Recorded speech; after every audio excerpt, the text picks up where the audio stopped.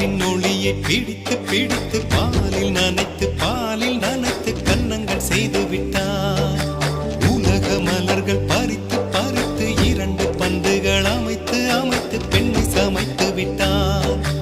அழகு என்பது ஆண்பாலா பெண்பாலா என்பதில் எனக்கு சந்தேகம் தீர்ந்தது. அழகு என்பது நிச்சயம் பெண்பாலடா.